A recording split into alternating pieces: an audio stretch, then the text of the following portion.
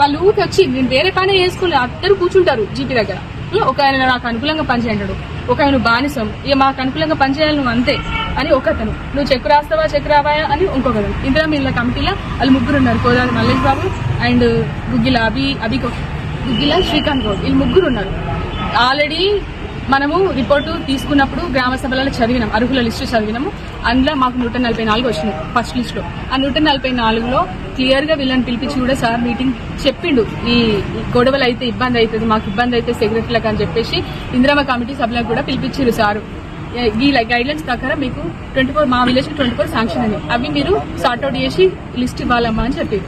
చెప్పినప్పుడు ఏ రకంగా చెప్పారు, ఒక ఫ్యామిలీలో ఒక్కరికి 5-6 ఉండగానే ఒక్కటే ఇస్తారు.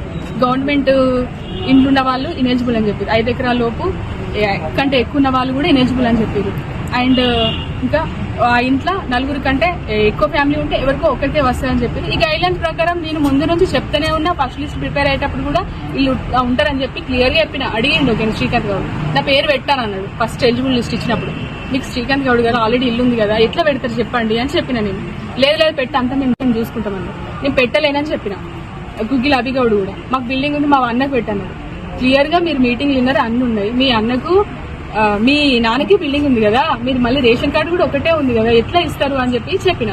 ఎందుకంటే ఒకటి జరిగింది గవర్నమెంట్ చెప్పినప్పుడు నేను చేయాల్సిందే కదా, సంజాయిషి కోరాల్సిన అవసరం ఏముంది చెప్పేసి నేను డైరెక్ట్. అక్కడికి వెళ్ళిన తర్వాత కరెక్టే అమ్మా అది ఇచ్చేది లేదని సార్ కూడా చెప్పారు.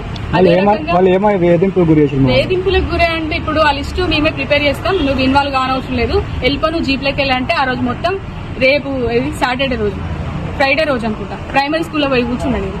ఇతనేమో చెక్కులు రాయమంటాడు, వాళ్ళేమో కమిటీ అంటారు, పైనుంచి మీ రిపోర్ట్ ఇంకా రాలేదేమని పై అధికారులు. ఏం వెంటనే సార్ కూడా చెప్తున్నారు, సార్ వీళ్ళు లిస్ట్ ఇవ్వట్లేదు, ఎట్లా సార్ మన లిస్ట్ వాళ్ళ దగ్గరనే ఉంది, వాళ్ళే ఫైనల్ చేస్తామంటున్నారు, నీకు సంబంధం లేదని మాట్లాడి ఇప్పుడు నన్ను ఏం చేయమంటారు అని అంటే, సరే వాళ్ళనైతే వాళ్ళనే ఇవ్వమంటే సాయంత్రము ఈవినింగ్ పోయి ఇచ్చొచ్చింది సార్కు అన్ని ఏమో రాసేసి లిస్ట్. ఇలా చూడని కూడా ఇవ్వలే, ఎందుకంటే ఇటు ఇంకుడు గుంతల విషయం ప్రెషర్ అవుతుంది, ఇటు మానసిక క్షోభకు గురి చేస్తున్నారు. ఇట్లా 1.5 అవర్ నుంచి 1 year నుంచి స్ట్రగుల్ అవుతూనే ఉన్నా. ఇంట్లో చెప్తే అన్ని ఊళ్ళలో అట్లనే ఉంటుంది చేసుకోవాలి, ఎందుకంటే